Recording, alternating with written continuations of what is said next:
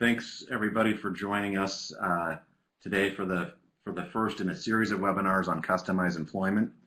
These webinars are a collaborative effort between the Utah Supported Employment Project at Utah State University and Griffin Hammis Associates. Before we get started, I just want to point you out to a few features on the Adobe Connect page for those of you who are not familiar with this platform. First, if you look down at the bottom of the page, there's a couple of pods. One says Files 18 and one says Web Links 20.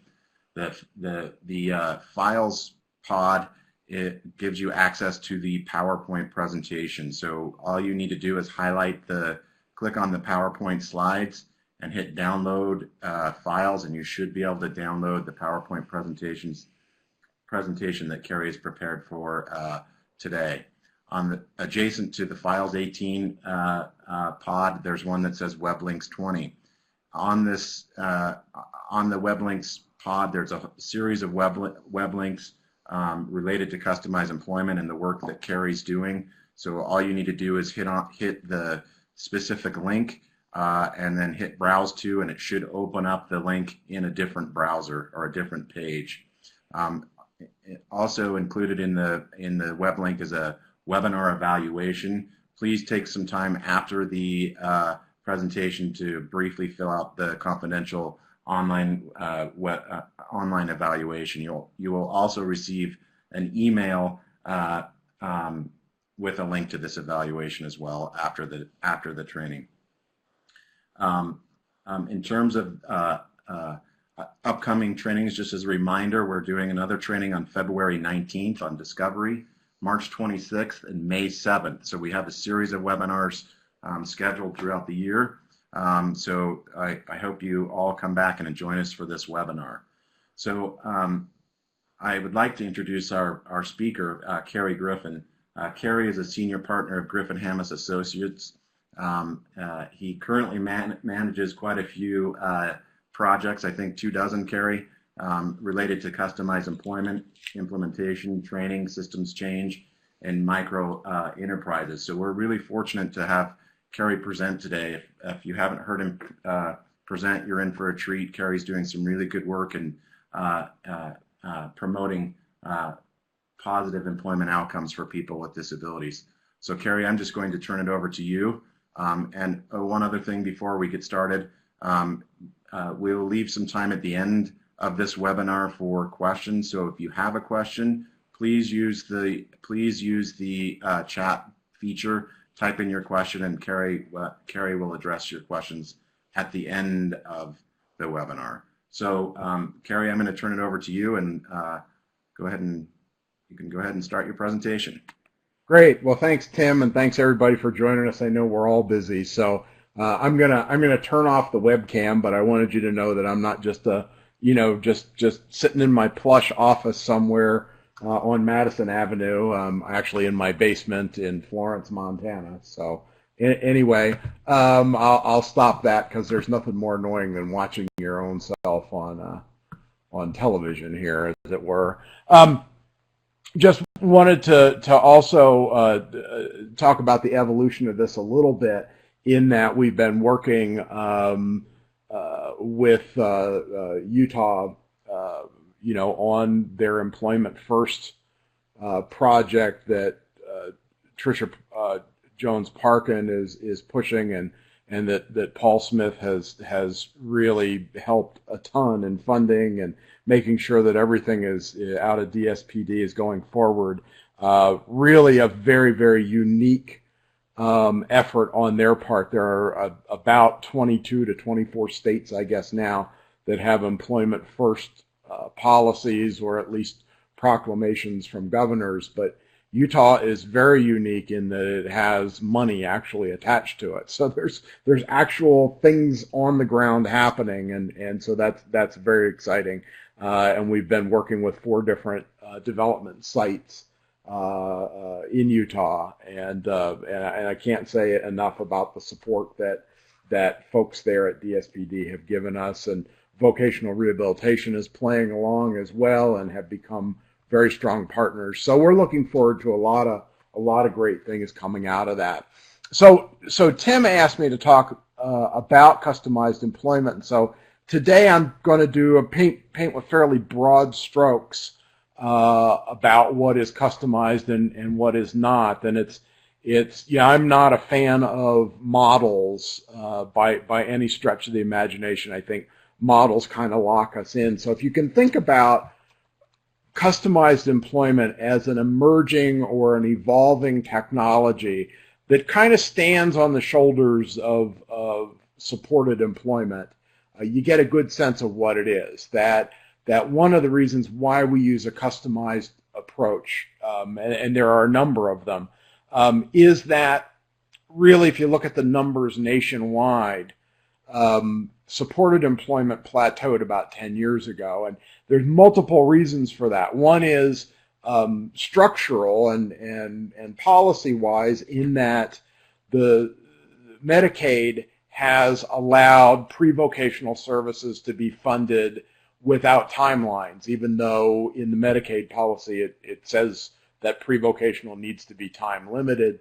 And over the last 10 years, more money has gone into segregated day program than into employment. Now, I was just back in Washington before Christmas meeting with a number of stakeholder groups invited by the Department of Labor to come and talk to Department of Justice and Medicaid and the Administration on Intellectual and Developmental Disabilities and RSA, the Rehab Services Administration, Special Ed, a bunch of different stakeholder groups about employment first and about customized employment. And I think we've, for the first time in a long time, and Utah is a prime example of this, that employment first and employment is really on the plate, and that policy and enforcement of rules around employment is changing very much. I know that today we have a lot of school transition folks online, and that's great because you're going to be especially impacted by the movement to employment first and sort of the closing of the indoor into day program, something that a lot of us have been working on for many, many years. And as a service provider, many years ago, created a direct path to employment, not through the sheltered workshop. And so we're not here to demonize anybody. About 90% of our customers run sheltered workshops, and they're wonderful people. But I think the reason they're our customers is that they want to change. They want to do things that have positive outcomes for folks. So again, I'm going to paint with fairly broad strokes today about employment, but for those of you in Utah, understand that your state is recognized as a leader in this process nationally. And when I go back to Washington, I always talk about what's happening there because I think it's such a great template for what other states should be doing. I know there are a bunch of folks from Voc Rehab on in Idaho. I've been working in the background in Idaho for a long time, and a little bit around transition there and a lot around adults with intellectual disabilities. So we're seeing good things, and I know there's a bunch of folks on from Alaska, and we've been working with Alaska for many, many years. So good things are happening. So when we talk about customized employment, what we're talking about is a fundamental shift in how we understand sort of what the community has to offer. And the community to many people in the field is still this place of unknowns. We talk about it as if it's another place.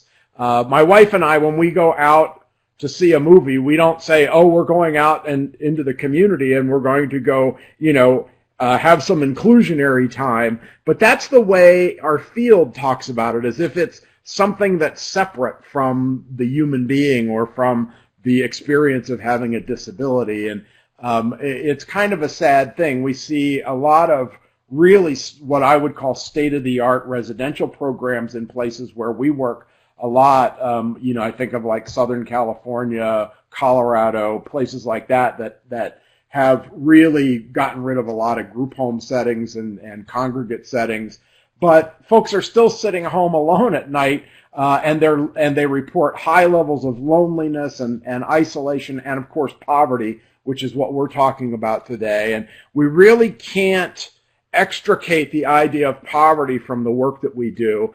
Really, that's what we really should be rethinking and reconnecting and retraining people along the lines of economic development, financial behavior, all those kinds of things that I think are important. But we're very risk averse in our field, and I can tell you that employment is a risky business sometimes. It makes us get out of our comfort zone. It makes us go into that community with those employers, those scary people who actually are just like you and me once you get to know them. So I'm not going to do a lot of examples today. I just thought I'd give you a couple quick ones just to frame what I'm going to talk about and sort of where customized employment differs from other traditional methods. And I include, I've worked in supported employment since before it was called supported employment, back running a program in rural Colorado starting in 1978, where we did things that evolved into what became state policy around supported employment. And I was one of those lucky providers who got to write a lot of that policy as a provider and built in, the financial mechanisms that allowed me to have cash flow and all those kinds of things that are important, when you're running a program or changing systems. So just a couple examples. This is the young lady who is working on this model's dress. It's a young lady named Lindsay, who we met right after she graduated from high school. She's the daughter of a single mom. Mom has to work, can't have Lindsay hanging out in the house all day. And 6 months past graduation, she wasn't working. She'd been recommended for day program. She'd had a vocational assessment through vocational rehabilitation that said that she wasn't ready for employment. We don't believe that. We believe everybody's ready for employment right now. We're not always smart enough to figure it out, but typically we can. So one of the sort of the cardinal rules of customized employment is everybody can work. It may look really different from what we've seen in the past, but everybody can work. Once we close that door on one person, it allows us to close the door on anybody. And any of you who observe people coming out of institutions, folks with excess behaviors, that kind of thing, if you've had any history in the field at all, you know how wrong we were in the 70s and the 80s about that, and that people that I was pulling out of institutions in Colorado in the late 70s and early 80s, had really challenging behaviors. But today we would think, well, why is that person shouldn't even qualify for services? Because our attitudes have changed so much. We've seen so much progress in what we do. And some days it feels very slow, but I think it's because we're very close to it. But when we met Lindsay, what we found was a young lady who was pretty depressed over having graduated or received a certificate of attendance from special education and had no prospects, had not had good transition planning in school. And my feeling is that schools ought to graduate kids working, because still the old studies that Madeline Will did and Tom Bellamy did back in the in the early 80s that led to supported employment being planted in the Rehab Act in 1986, those studies still show that if you graduate from special education without a job, you have a 20% chance of ever having a job. So it's really critical that there's a handoff, maybe to adult services or back to the family or whoever it is, that maintains a person's employment and hopefully leads to more of a career path than what we've seen, typically a series of dead-end jobs. And so anyway, we started working with Lindsay and knowing that time was of the essence. And, we discovered a bunch of things, and we're going to talk about this more next time when we talk about discovery. But we go to the person's home, we meet the family, we meet friends, neighbors, that kind of stuff in a very structured process. I know I'm making it sound kind of loose, but it's not, and we'll discuss that next time. But one of the things that we found out was that she had what we would call an emerging fashion theme. She was very much into Halloween costumes and worked with her mother on making them every year. It was her favorite holiday. And she had these wonderful costumes that she had designed and that she and her mom had sewed. So what we find out is that she has skills and tasks, not just interests. Interests are great to have, but interests aren't strong enough to get a job, right? I have lots of interests too, but it doesn't mean, first of all, that I want to make a living in those things. Second, it doesn't mean that I'm talented enough. Third, that interest doesn't translate into saleable skills. And I'm not suggesting that you have to have the skills well defined or be a master of those skills. Having emerging skills is a great thing. Not everybody starts as a heart surgeon, right? We may start as a lab technician in a hospital somewhere and work our way up. And that's generally where we're looking. We're looking for any kernel of a task or a skill that you can do, and let's build on that around these broader themes, not job descriptions.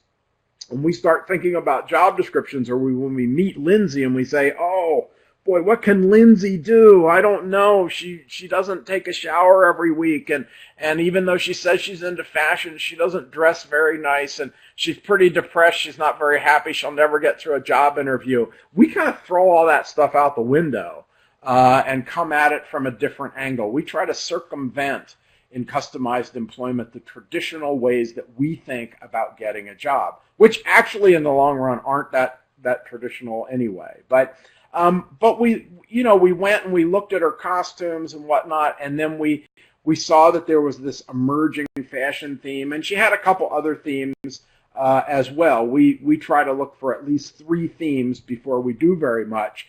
Just the finding out those 3 themes for somebody who's never had a work history, that can be very, very tough. But going on one theme, just like going with your one idea, is almost always disastrous. So you need more options. What engineers call the theory of requisite variety.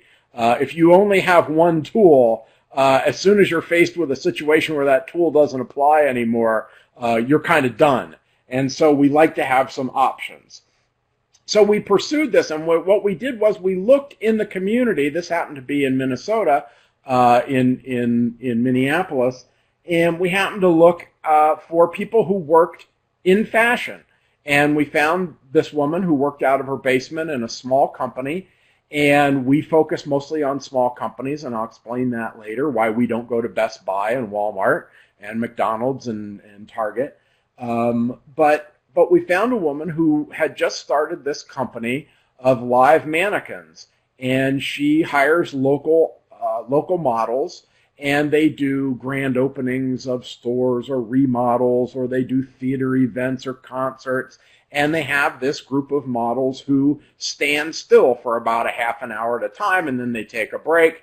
And anyway, we hooked Lindsay up, and it ended up that the woman hired her. She's worked there for 4 or 5 years now. The company has continued to grow, even though I don't really see Minnesota as a fashion capital of the world. But what she does is she is the woman's assistant, and she uses her skills and has grown skills by being around somebody who likes the same things that she likes. What happens in our personal relationships is when we hang out with people who like what we like, the other person who knows more about this particular thing teaches the other person.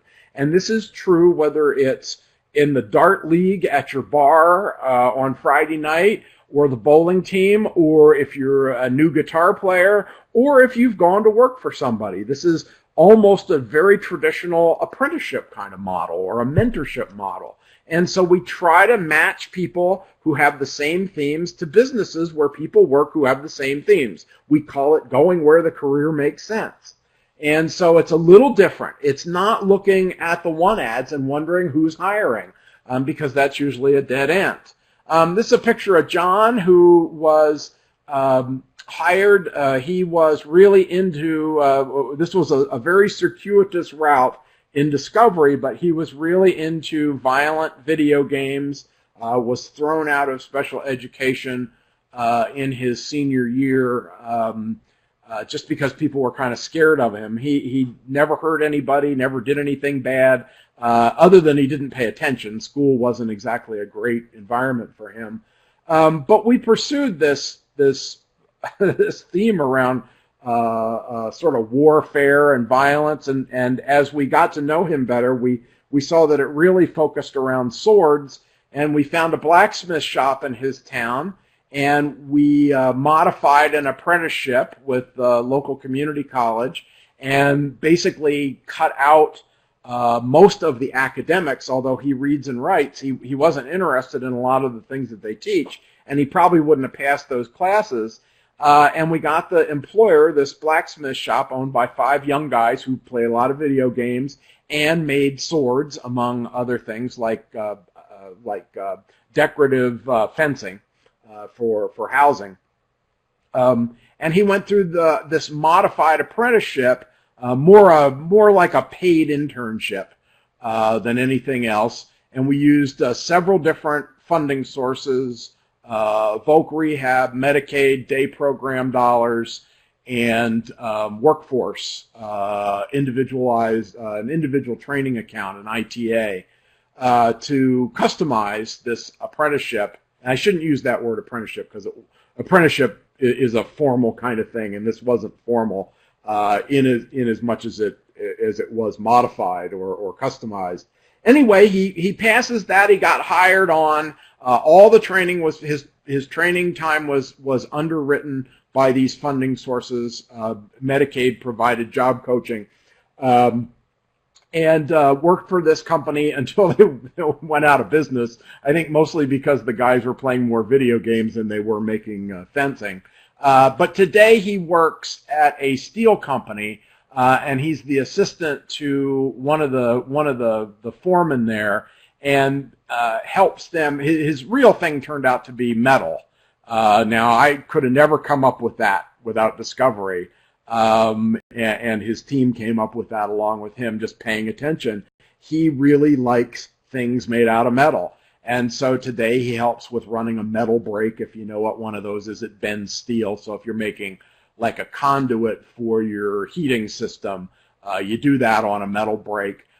This company that he works for, makes building trusses, custom metal roofs, all kinds of different things. So he's always working alongside of this other guy, sort of the master metal worker, working on these kinds of things. And again, a very good job with career potential, something that he can grow with. That's also one of the tenets of customized employment, is that you don't just have a dead-end job or a series of dead-end jobs. You have a series of jobs that lead to better jobs, okay?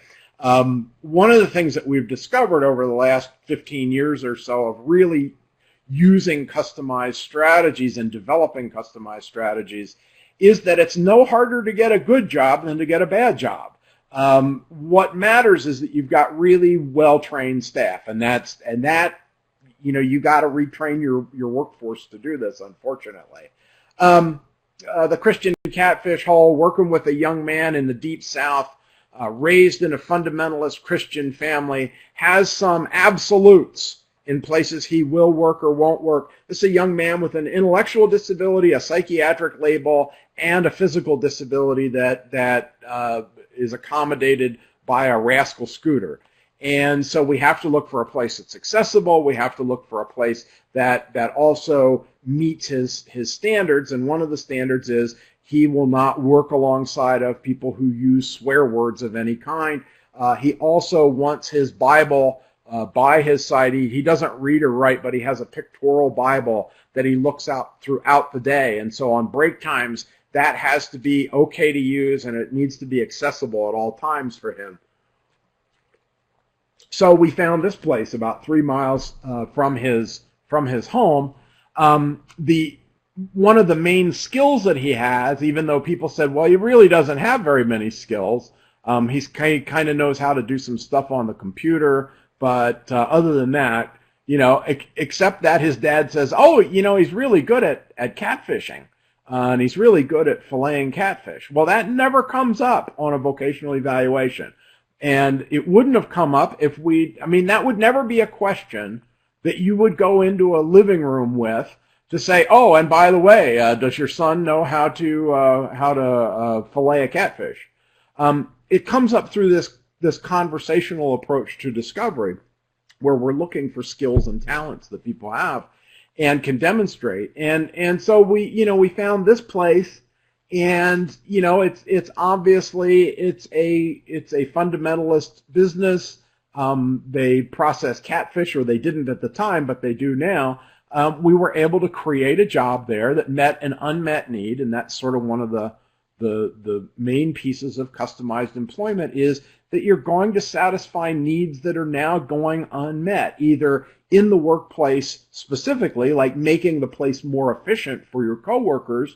Let's say somebody, like a job that we created many years ago in a construction site, where a young man who was one of sort of his stereotypical behaviors was that everything had to be in the right place at the right time, and that things out of place didn't fit very well, and so he would rearrange whatever you had in the way that made sense to him. He was also a guy who was really into building things, and anyway, we created a job for him running the tool shed inventory on a major construction site. And so he took care of all the tools. Well, we looked for those kinds of settings. Where can we, that made the place run more functionally, more efficiently, and it saved the employer money from from not missing tools anymore. And the other piece, of course, is the unmet need of the customers. How do you make things more efficient so that prices go down, or that customer satisfaction goes up because the service was delivered better or the product was improved? So you've always got sort of this economic development piece going on in the back of your head while you're proposing to the employer to create something new or to modify something that exists. And yes, we've had job carving for years and years and years, and this stems from that old tradition of job carving or job creation, obviously. But anyway, he works there. He was pretty slow though at filleting out the catfish, of cleaning them, taking the skin off, all the gruesome details that go with catfish. And so we were actually able to find a commercially made catfish skinner for about $1,500, and so he had a combination. I can't remember whether he had a past plan or whether Voc Rehab bought that. Past plan is a plan for achieving self-support under the Social Security Act. We've written more passes than anybody in the country. We use this a lot to finance small businesses for people, or for people to go to college. We've had a couple attorneys graduate from college using past plans. We leverage those funds whenever we can, and that's something that certainly Tricia can fill you in on if you want. And speaking of small businesses, just to give you another example, I just kind of love this story, and it just kind of fell in my lap a few months ago. The guy in sort of the yellow T-shirt there is a guy named Richard, and we worked with Richard in one of the first Department of Labor funded customized employment projects in the mid-2000s, and he had worked for the Immigration Service, and his disability got the better of him, and he got in trouble with his boss, and he got fired, and came into our project and started a small publishing business. I won't go into the details, but anyway, he ran it for about a year, made a ton of money on a specialty product that we helped develop with him, and then he sold it. He basically sold out. He had raised enough money to do what he always wanted to do, which was to go back and finish his engineering degree. And because he was so good in languages, that was how he got into the Immigration Service. He picked up Chinese. He had decided that he wanted to teach engineering in the United States, but he couldn't get a job here. And I lost track with him. I didn't hear from him for 6 or 7 or 8 years. And then one day I was sitting, I think I may have been in Utah when this happened. I'm not sure. But anyway, I got this nice email from him, and he's in China, and he's got a job at a university there, and these are his engineering students. And so that business, which some systems would call a failure because it only ran for about 8 months to a year, but it made a ton of money. It made more money certainly than we invested in it, probably by 5 times. But it wasn't something that was meant to be long term. It was a bridge to get him to where he wanted to be, which was actually to have tuition to go back to school to become an engineer. And again, he has a lot of skills, so he taught himself or took some classes in Chinese. He actually teaches the class in English, but has to know some Chinese to be able to speak it, or to teach it. So again, a broad base of folks with different disabilities benefiting from a customized approach, and a customized approach, of course, includes business ownership. Now, I talked some about the sort of the existing sort of the tradition in supported employment of going to big box stores. That tends to be where most job developers went. We did a survey a couple years ago of about 300 job developers around the country, and what we found was that about 87% of them regularly go to big box stores and ask if the box store is hiring. And there's nothing wrong with those jobs, except that they tend to be high turnover, which means that if you need a lot of natural support, every 6 or 8 weeks, your natural support walks out the door. The other piece is that those big companies have very, very entrenched human resources processes. That means that their job descriptions, first of all, are written down. And second of all, the hiring process involves, robots reading your resume for keywords. They're doing psychological testing. We just found out that one major company in Idaho is now giving IQ tests to their applicants for basic fast food jobs. So we've kind of looked at some of the ADA implications for that. We're not sure where that is yet. It's not. We don't choose to get involved in legal hassles, but we do advise companies sometimes that maybe that's not a great idea. But there are lots of steps along the way, and the data shows very clearly that people with disabilities do not compete very well with folks who don't have disabilities. 2 people applying for the same job, one in a wheelchair, I can guarantee you that the person in the wheelchair has almost no chance of getting that job, no matter what the job is. And again, the data bears that out. We know that around 60% of people with spinal cord injuries who also have college degrees are unemployed. So we have smart people who can't get a job either. So it's a problem. So what we try to do in customized employment is to circumvent traditional hiring processes. So, part of that means that we want to go where there are fewer hiring processes, and that tends to be small business in our country. And also, what I talked about earlier was when you're trying to put people together with other people who share similar vocational themes or interests or skills, and people that they can learn from, a large company is not the easiest place to do that because there's so many layers that you have to get through to get hired in the first place. So somebody who has an interest and some skills, no matter how sophisticated they are, in computers, let's say, IBM or Microsoft is not the first place I would go. I would go to Main Street, Jack's Computer Emporium or something, because there the candidate is going to meet Jack.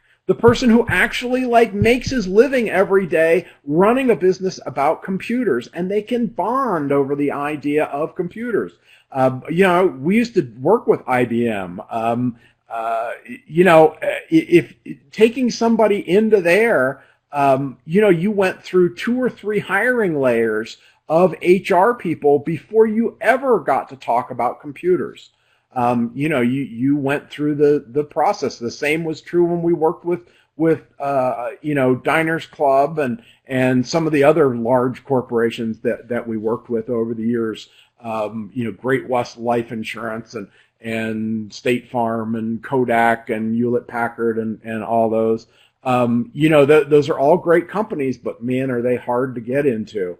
I can walk down Main Street in any small town and get instant access to the owner or the decision maker. So, not that I'm suggesting cold calls, so don't hear that, but I'm just saying it's more accessible. The other thing is it's a numbers game. If you're going to Target and you're going to Walmart and Best Buy and Home Depot and Lowe's and Burger King, guess what? First of all, every other job developer in your community has already been there, right? The other thing is that, again, you've got these major processes to go through, all these screening levels, and when you look at it nationwide, there's only about 39,000 of those businesses compared to the fact that there are 22 million single owner operated companies in this country, and growing. The fastest growing option in this country today is a single owner sole proprietorship or single owner LLC. Now, does that mean that they don't hire employees? Well, sometimes, but generally what they do is that they contract out for bookkeeping and marketing and accounting and transportation, and you know, they buy supplies and they have a supply chain and you know, and you know, even the smallest company buys labor on some level. And the other good news is that those businesses tend to be undercapitalized, like all small business in the United States tends to be undercapitalized. I'm talking about true small businesses, not the U.S. definition of 499 employees or less is a small business. 400 employees would be a darn big business in most of our lives, I think. But generally where we end up is businesses between 1 and 50 employees, and they are undercapitalized. That means that they need maybe a piece of equipment or a person that has special skills that right now they can't see how they can afford. This is a great opportunity for a process that we call resource ownership, where, you know, let's say that we just had this in West Virginia, where a young man there really interested in automobiles, has a transportation theme and a number of other things. You know, really connected with this local garage owner. The garage owner sells a lot of tires and needed some new technology. Like this young man wanted to hire him and had committed to do that, and then sweetened the pot by one of our staff going in and saying, you know, he's really fascinated with tires and wheels and that kind of stuff. And we did some research, and we found that there's a $6,000 piece of equipment that's all computerized that will put tires on wheels. Now, that used to be a fairly dangerous operation, where if any of you have ever operated an old air-powered tire changer, you know that those are kind of dangerous, and there's a lot of metal flying around, and you can lose a finger in one of those right away. This is essentially a box. And you put the wheel on the spindle, you lock it down, you put the tire in there, and you close the lid, and you walk away. And it does the work for you. $6,000. And that would increase sales and efficiency, you know, who knows how much. Having him bring that along the way I brought along my master's degrees and whatever else to my employer is the same idea. And so we have to ask, what resources are we bringing to work? When I worked as a Chevrolet mechanic, I had to have tools. That was my investment that I brought If you go into a job having not invested in yourself and not having any tools or equipment that are exploitable in the work site, then you're always probably going to have that entry-level job. So you want to make yourself, more powerful, more whatever it is, more exploitable in the workplace by owning some stuff that's exploitable by that business. I know that sounds crass and it's not the way we do business generally, but we're going to stay stuck if we don't take some risks and do something that's a little bit inventive sometimes. So if we look at it just from sheer numbers, single owner, 22 million businesses, businesses of 1 to 19 employees, 11 million. So 33 million businesses compared to 38,000. It's a numbers game. And yes, they don't employ 500 billion people the way that IBM and Microsoft and everybody else does. But generally, we're not worried about 500 billion people. We're worried about the 50 people on our caseload, right? So you have a much better chance even in a small town, especially in a small town, especially in a rural area. And again, the smaller the company, the less likelihood that there's a job description that you've got to revise. And again, don't hear, everybody's got a story. I've got stories about Home Depot and how we job carved in Home Depot. But I can tell you, if you change a job description in Home Depot, it's still got to go to Atlanta and be looked at by a room full of attorneys. And it takes a long time. So cut your losses and go to, Jim's Toilet Emporium on 100 West 500 East Street. So as we get into, competitive and customized, I just want to run through sort of the differences here. So traditionally what we've looked at is assessment or testing, right? And in many, many states, we still have assessments that would say that somebody's not job ready. I can tell you in the state of Wisconsin at VR, they're just issued a policy change that they will not pay for a vocational evaluation that suggests that somebody is not ready to work. That is a great thing. We're all ready to work, right? There's no such thing as somebody who's not employable. There are people that we can't figure out, but there's nobody who's not employable. So instead, what we use is this idea of discovery or discovering personal genius, which is our method that we've developed over the years.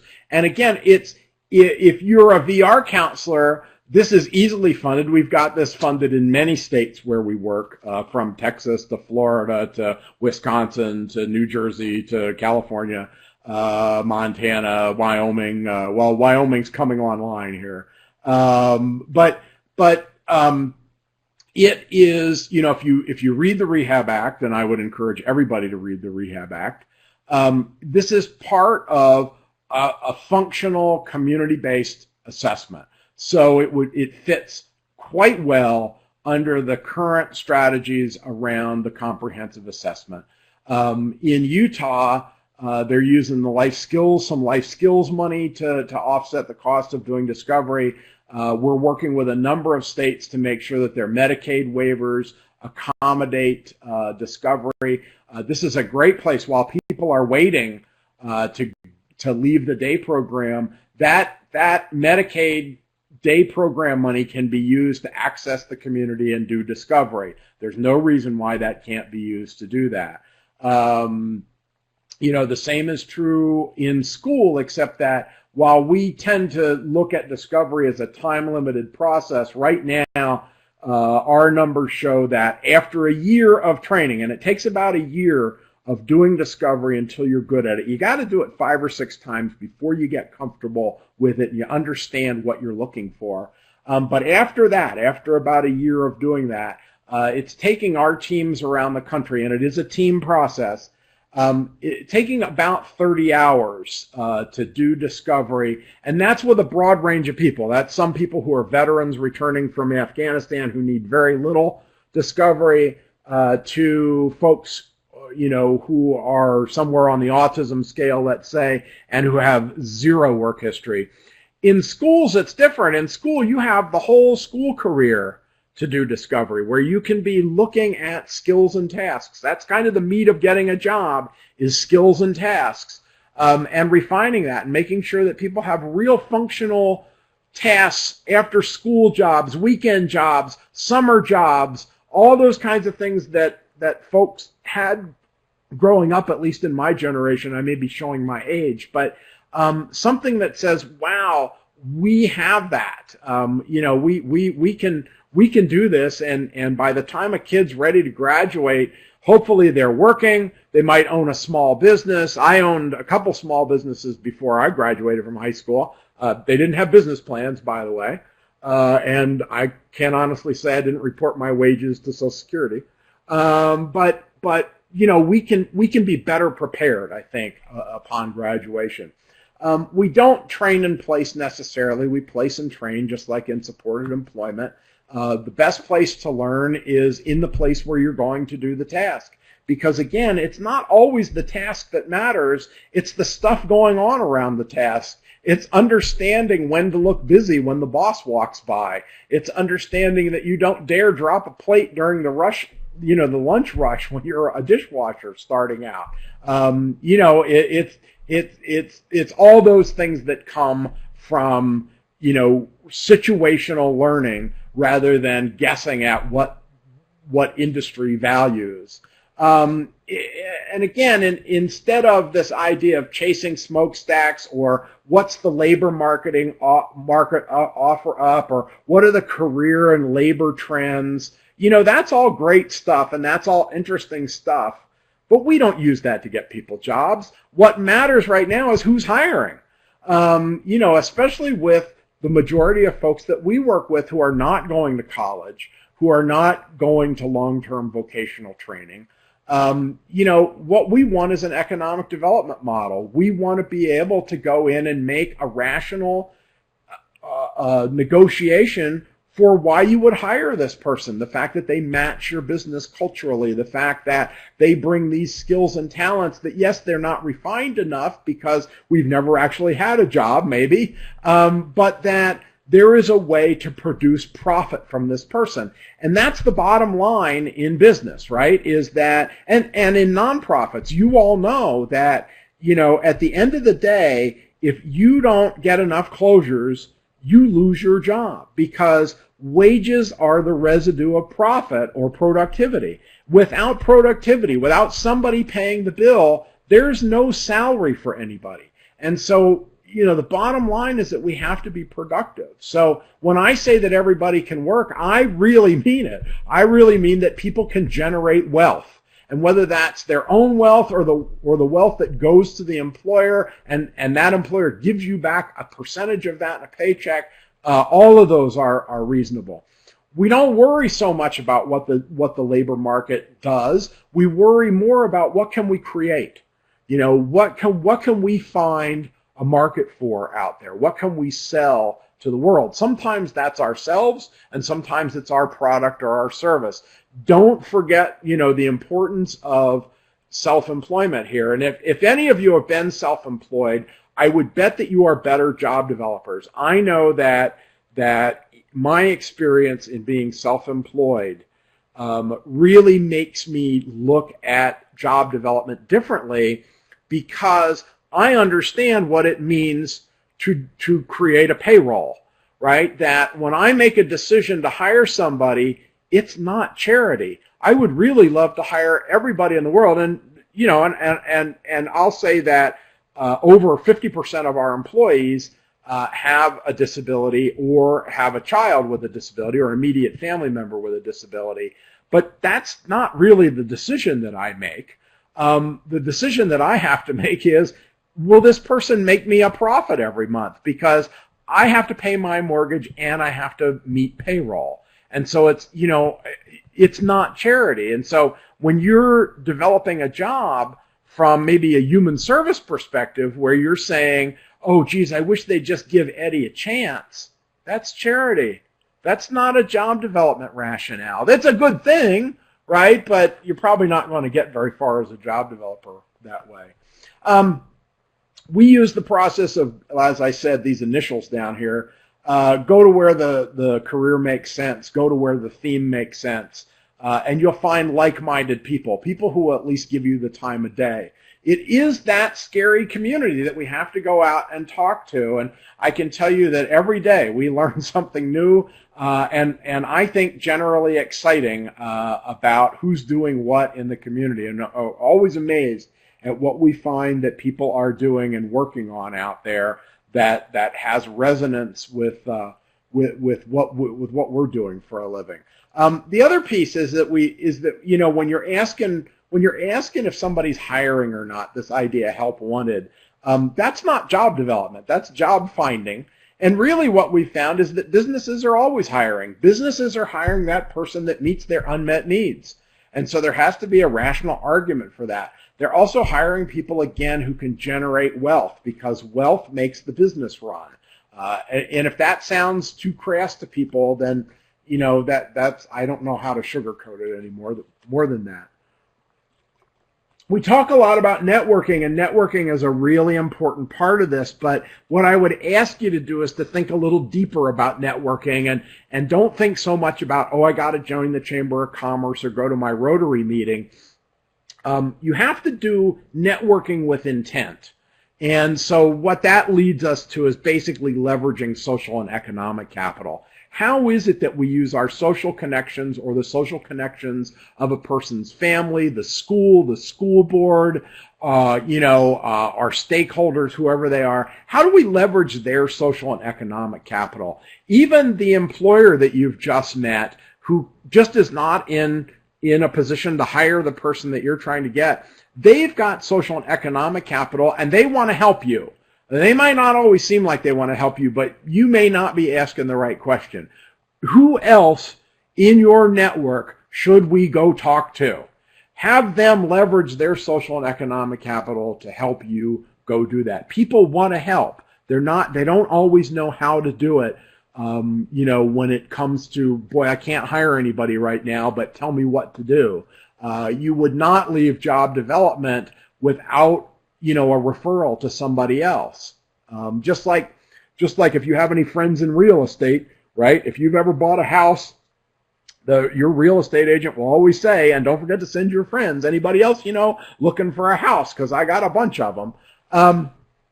We don't worry about sort of this hire the handicapped, all those terrible things that we used to talk about and whatnot. We talk win-win, interest-based. It's not you need to hire this person. It's where is the common ground? And we know that, from work that we've done, research that we've done with employers, and just years and years in the field, we know that employers like to hire people. When they finally made that decision to hire somebody, right, that hiring a person and having a person succeed is one of the great joys of owning a business.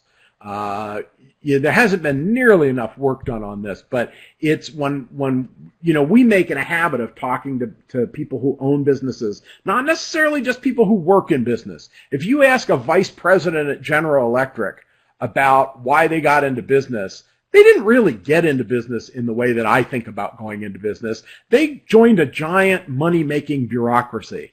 Right? No better than any state agency or federal agency that you've ever worked in. They're giant bureaucracies. Having worked on the inside on numerous employment projects with big companies, I can tell you, I have no interest in going back to that. Give me the guy running a cool hardware store on the corner, or, somebody flying a crop duster somewhere. That person can tell you when they hire somebody, it's meaningful. It's like, wow, that person that I hired, they got to send their kid to college and they bought a new car or a house. I helped as the owner of this company, I helped make that happen. So hiring somebody when you've made that decision is really kind of a nice thing. People want to hire folks and they want them to succeed. You want people to hire people and you want them to succeed. That's an awful lot of common ground to work from. Again, we talk a lot about fitting in the workplace, but really what we're talking about are what are the person's conditions of employment. And let's go there. Let's try to find the businesses where the person fits without too much mediation, right? Where we don't have to change too much, right? And sometimes that is really hard to find, which is how we got into self-employment. When you're working with somebody who likes to throw a hammer across the room every couple hours, and you haven't figured out in 20 years how to get rid of that, you might want to think about working alone somewhere. So, again, the conditions matter. The other side of that is that we see folks that we work with fairly challenging behaviors who, when they're around people who either don't allow that to happen or who satisfy so many other needs this person has that throwing hammers no longer seems important. We see work change people all the time, and I know you do too. That's why you do this work.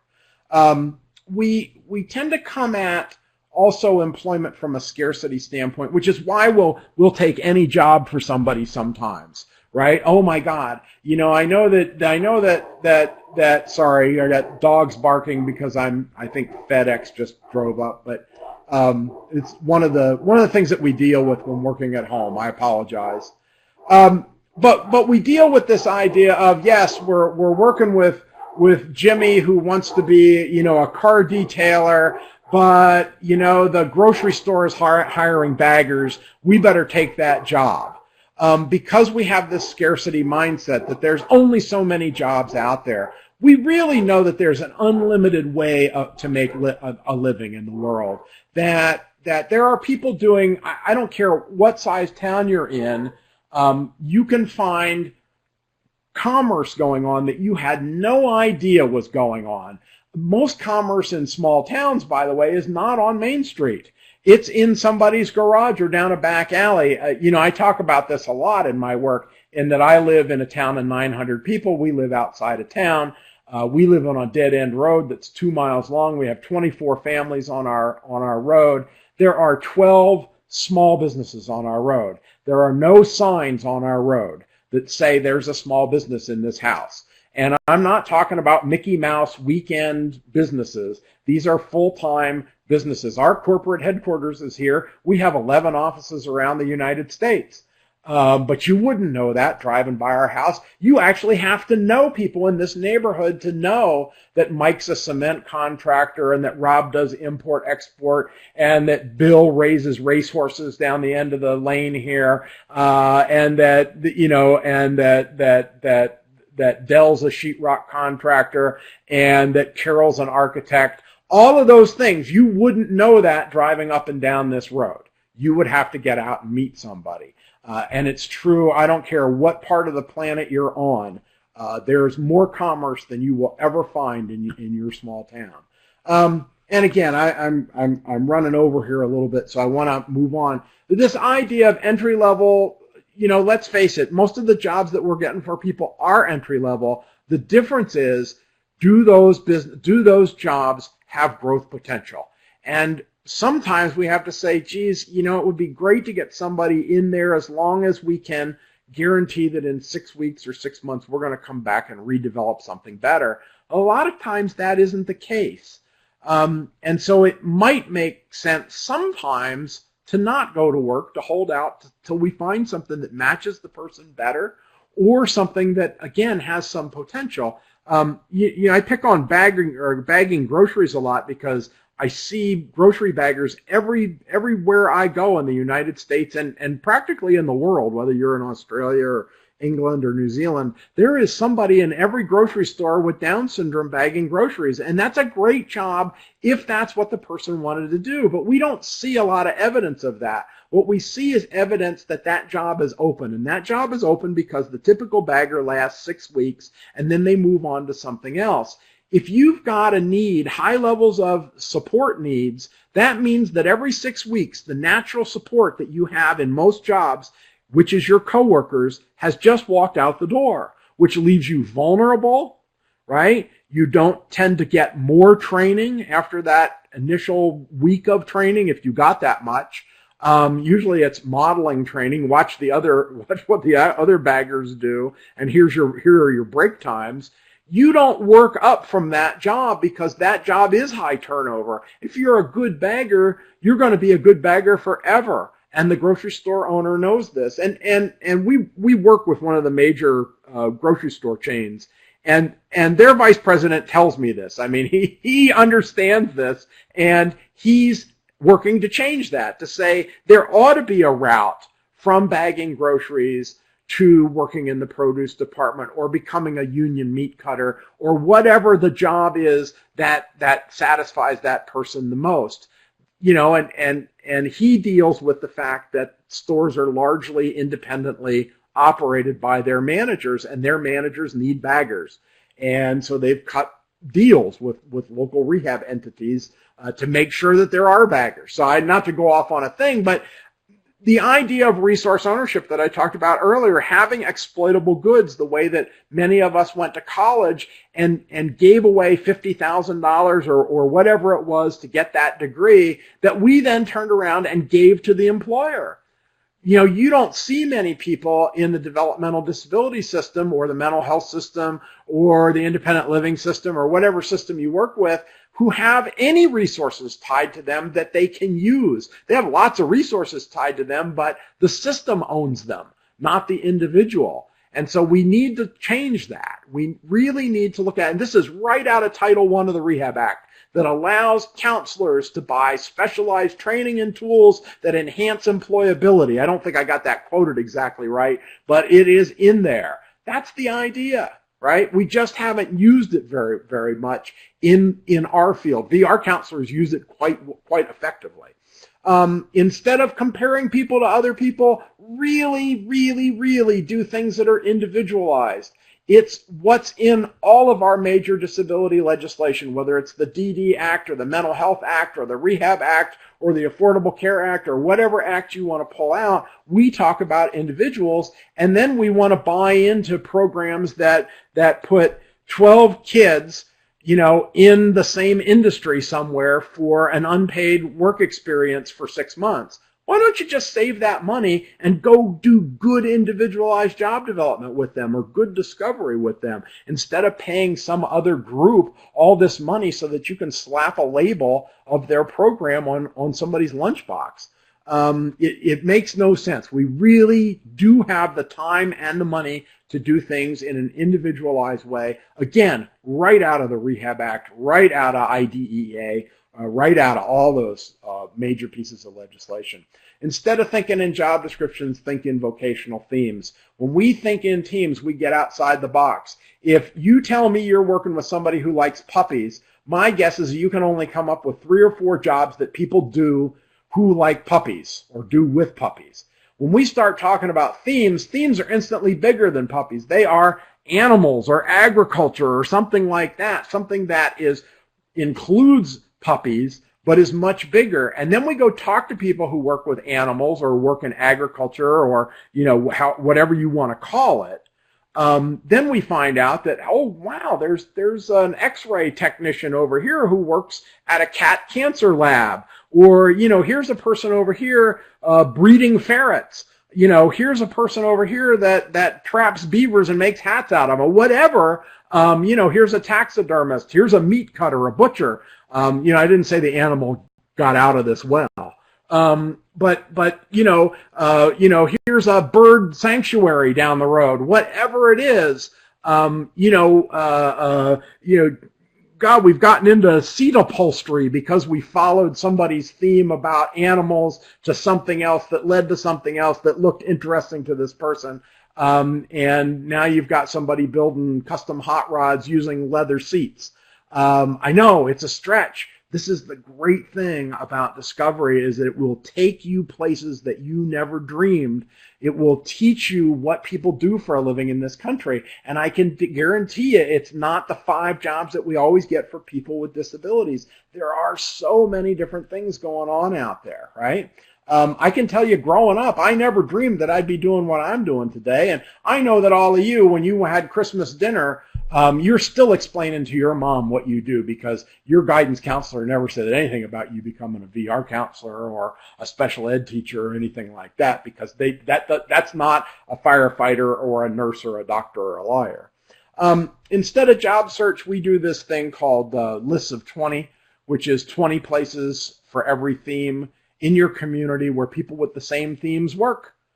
And that'll take you out. You don't have to go do job development. You go talk to people who have jobs that relate to what this person wants to do for a living. You will find your clues there. You will find your job there. It's a much easier, much more subtle, much less frightening way to do job development. I'm leaving out some steps here, but we're going to get into that later. Instead of resumes, why doesn't a kid graduate with a digital portfolio of the skills and the tasks that they know how to do? Trying to write a resume for somebody who's never had a job is pretty darn impossible. So don't do that. Or those of you working with folks with psychiatric disabilities, oh yeah, I had a job until 1963. Then what do you put? Oh, I went into the state hospital for 10 years and then I got out and now I'm looking for a job. That doesn't look good on a resume. So if you just kind of avoid that and say, wow, here's a picture of me running a bandsaw, and here's a picture of me changing a flat tire. Here's a picture of me making a cake. Look at all these cool things I know how to do. Now, this cake thing, this led to me baking bread, and then I'm breaking it for, and then I'm like branching out into cookies, and that's why I'm here at this bakery looking for a job, because I have these basic skills. I've never done this on a production side of things. I need to learn that, but I figured maybe I could get a job in your bakery and you could teach me how to do those while I produce products for you. That's a very different approach than handing somebody a resume, right? And what we find is a much more effective way. We move from smooth talking to smooth listening. We know that the person who's listening is in charge. It's the opposite of what we've been taught, and we use this in discovery, we use this in job development, we use this in a lot of things. We have to move psychically from dependence to adventure. We have to be unafraid. We have to move from the rules for hiring, again, that HR thing that keeps us down, to more improvisation, to trying to figure out, well, how is it that we get to where we need to go? And once we're there, what does it look like? It is getting out of the box. It's a wonderful book on, for those of you who are into organizational development, change, those kinds of things, The Black Swan. Not the movie The Black Swan, but the book The Black Swan is a wonderful starting place, just powerful, and it answers so many questions about why we're stuck in our system, that almost everything we do is based on what did other people do. Why do we, when we try to improvise or do something new, we try to innovate, everybody says, yeah, but who else has done that, and what's been your success? If Bill Gates had done that, we would not have computers on our desks, because there was no place to look for proof that you could have a computer on your desk. The first computer I saw was at Dartmouth University, and it was in an entire building. It took up an entire building. And the building was specially built with springs in the floors and all kinds of stuff. Back then, Bill Gates was thinking about a computer on your desk. And people said, well, there's no way you can do that. One of the reasons why he dropped out of college, right? And yet, when we try to innovate in our field, people always want to look backwards. They want to go, yeah, well, who else is doing this? And what have their results been? Instead of saying, geez, maybe if we waste a lot of money in our field, maybe we could take a chance. Somebody might get a job if we did something differently. Only 20% of people, actually less than that, of people, about 18% of people with developmental disabilities in this country have a job. What could possibly go wrong? What could be worse than that outcome? So we've got to get better as a field for taking risks. For people with psychiatric disabilities, the employment rate is about 15% right now. That's horrific. That's awful. So if we took a chance and did something that nobody's ever done before, what's the big deal, really? Right? Something might go right. So again, we switch from big business to small business. We go from retail, where we don't learn very much anymore, because retail, the jobs that we get in retail are not strategy and pricing and marketing and, retail layout and all those things that are kind of interesting and important. No, we get the job opening the box in the warehouse, where you don't learn a skill that takes you to the next level. There's really no trajectory there, right? And again, think about what theme would take you to opening boxes at Target.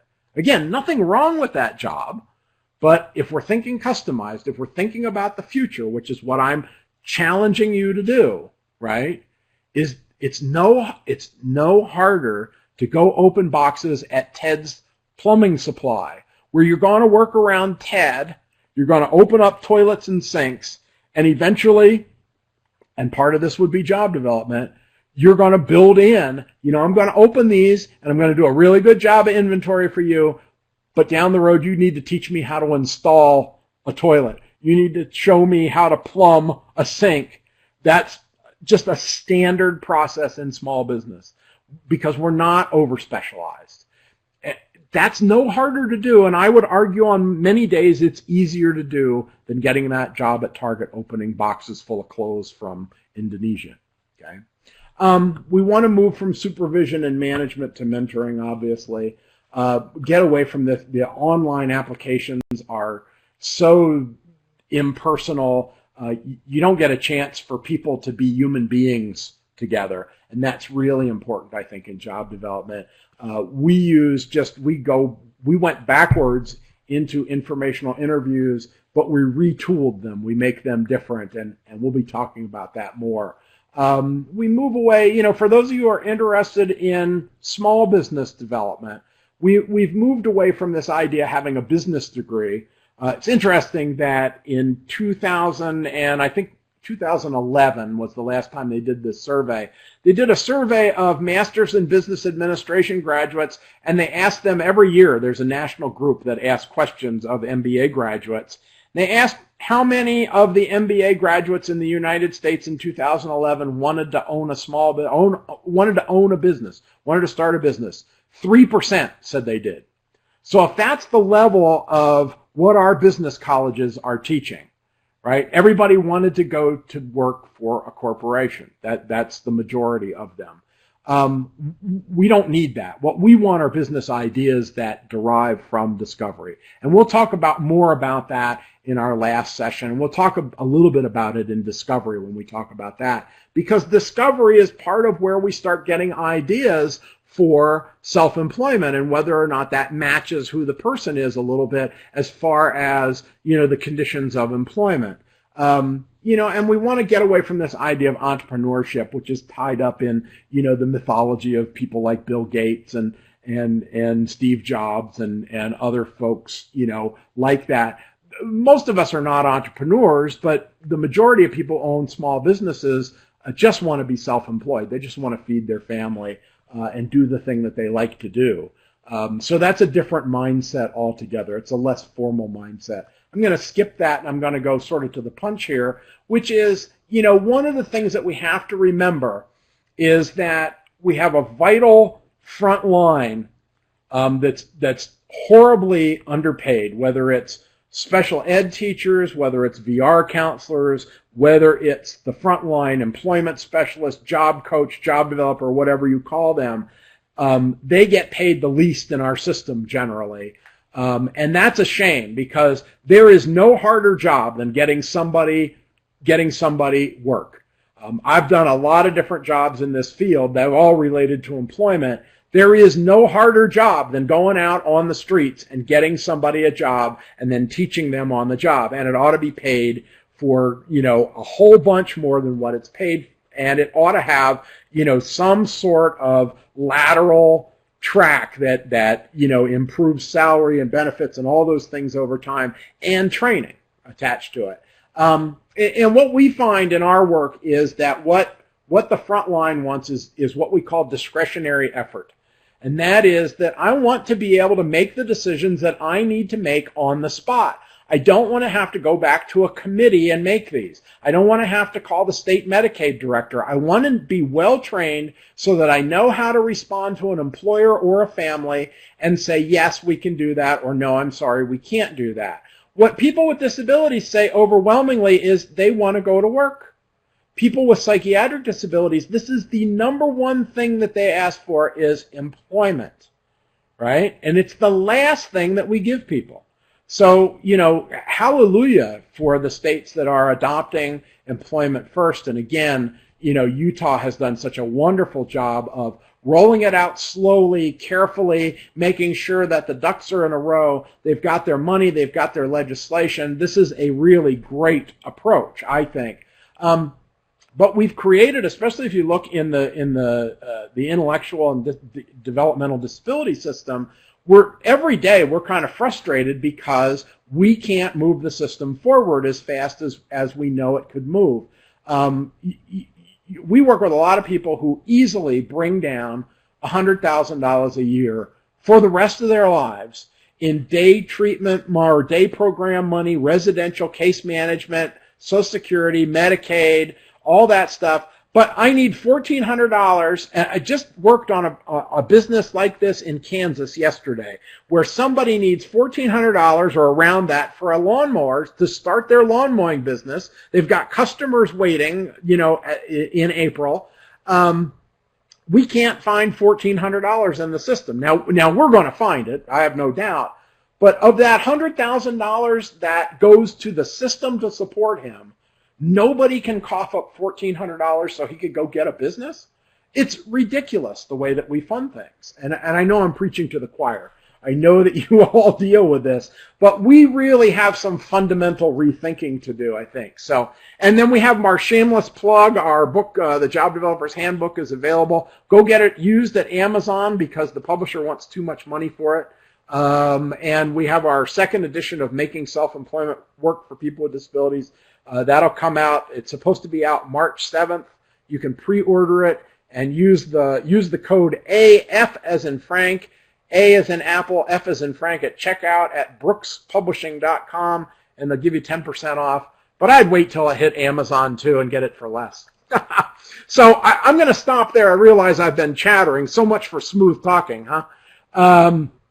But I've thrown a lot of stuff at you. I want to set the stage for what's coming next as we get further into discovery and more into the steps of job development.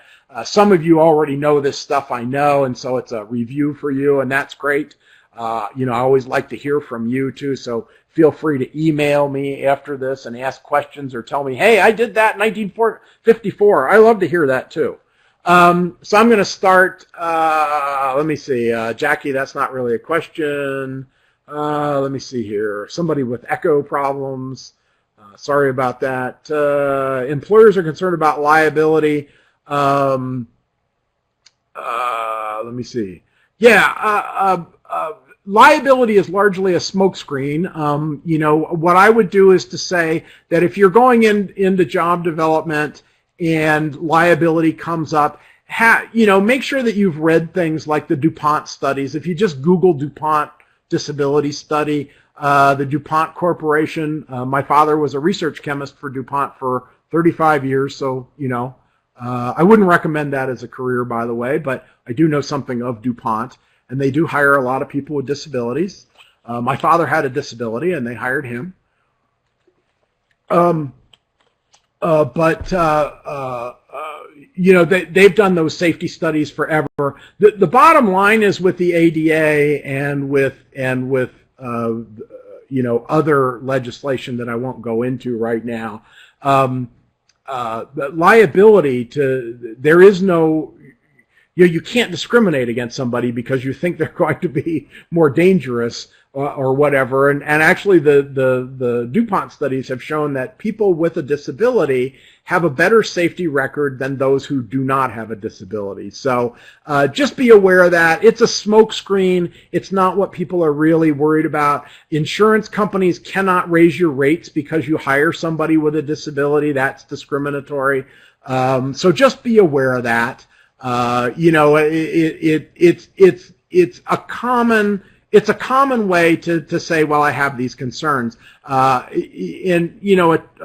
of a process that we use is we try to anticipate what the objections are going to be and be ready to meet that objection respectfully, understanding that may well be, it may well be the easy way out for somebody, but it also may well be a need for more information and a request for more information. It doesn't mean that the person's going to accept what you say. You've got a vested interest in it. But be prepared for it and understand that liability is not an issue. We talk about that in our job development classes as well. Let me see here. I'm trying to find this question in here. schools teachers start to customize? That's a great question. I think you want to know, to get into the depths of it, to really understand what customized employment is. So make sure that you get good training on it. But I think where teachers can start very early on in grade school, and again, I go back to expectancy theory. Expectancy theory is really, really powerful in our lives. Most of our families, before we were born, decided what we were going to do for a living. Oh, when I have children, where I'm going to have a doctor, and I'm going to have a lawyer, and a president of the United States, and an accountant, and all these things. And when you're born with a disability, the family's told almost stereotypically to put away those expectations. So a kid raised without expectations, or a kid that goes to school with the expectation that they're going to graduate into a sheltered workshop and make 46 cents an hour or $2 an hour or whatever, and never have a real job and a family and a place to live and all those kinds of things, that's desperately depressing. And so, now that's not a problem if you don't attribute thinking and feeling to people, but I think we do. And I think we need to, very early on, start looking at, not only what are going to be the academic options for this kid when they grow up. A lot of people are going to college these days. I'm not going to weigh in on that today, but we think about what are the career choices going to be. We better have some skills. And I would say this for the general ed population. I worked with the Orange County schools in California. When I suggested that maybe kids have after school jobs, they basically told me, well, that's for kids in other counties, but we're rich here. So, our kids don't work after school. That would maybe be a great thing to have all kids have after school jobs and summer jobs the way we used to do it. Knowing how to do things. And I would say this for job developers as well, and people who hire job developers who know how to do things because they're better job developers. If your job developers can't even change a spare tire, if they can't figure that out, how are they going to figure out how somebody is going to run a bandsaw in a work site, right? So again, I look for people who have vocational skills, who know how to do things. And that's a broad array of things, right? So I would say do functional skills. I would say don't make every kid with a disability clean up the trash. And that's a very typical kind of job in a classroom. I would rotate. I think taking out the trash is a really important job. Make sure that all the kids learn how to do that, right? I wouldn't just say there are jobs for this person, what's the best? Oh, the kid on, with Asperger's has to be, on the AV team or work in the computer lab. I think there's a rotation through the school lunchroom, and there's just all the, granted, there are some rules from the Fair Labor Standards Act around what you can do. You probably can't put a 3-year-old preschool kid out in the bus garage. That's probably not going to fly very well with the Department of Labor. But if there's a 16-year-old that it wouldn't hurt for them to wash a bus once in a while. So I would say start as early as you can. That's a big question, John, but it's a great question. So Discovery is not an actual program that you plug somebody into. Although I've just learned there is a standardized voc-eval kit now called the Discovery, and you don't even have to leave the classroom to use it, which means that it's not Discovery. It's not functional, and you shouldn't waste your money on it. It's like buying videotapes of people working and asking people to take an interest inventory after they've seen the video. It doesn't work. It's voodoo. There's a community around you. You have lots of things that go on in and outside of school. So Discovery isn't a program that you buy. Discovery is a program that you do. You create it, but there are rules, and we can send you literature on how you would do that. And how you set that up and kind of what the rules are. We have online classes for that you can take, which are pretty easy to take. But discovery is a formal process, and it has forms and paperwork that go with it, and there are certain things that you are looking for. We'll talk about that next time. It's a great question. Thank you for asking that, Christina. Discovery is it's a process of interviewing. It's a process of functional evaluation of, oh, your mom says that you can bake a cake. Great, we're going to go bake a cake. And you're going to sort of use discovery to verify the skills that people have, and then at what level do people have those skills? I could build a boat. I could raft a river. Now Tim's good at rafting, right? And I own a raft, but I use it for fishing. Now, I am not a white water person raft. I can row, and Tim can row. Tim could row through the Grand Canyon, and so could I, but I'd be dead. But I could still say I can row, and I'm still a rafter, just the way Tim is. But there are different levels of that. There are different levels of competency. It doesn't mean I'm not allowed to be a rafter or to call myself a rafter. I'm just a flat water rafter. We just need to be sort of aware of those kinds of things. And discovery helps us understand what it is that we have yet to learn or how much that we want to learn. So, yes, and so we end up with a profile that helps guide the career path. You guys should be teaching this class.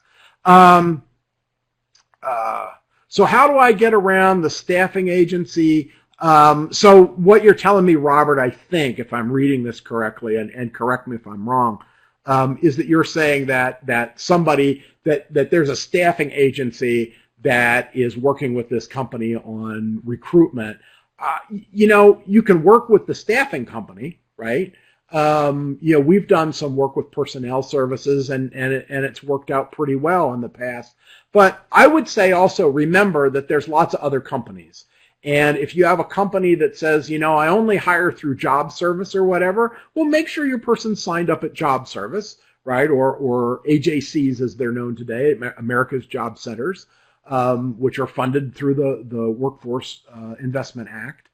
But I would go to other places that don't have those barriers, because again, there's more commerce than you could ever imagine. Again, I haven't had the best experiences with staffing agencies. Oh, okay, yeah. Again, I think all businesses are appropriate for the right person, whether that's Microsoft or Ford Motor Company.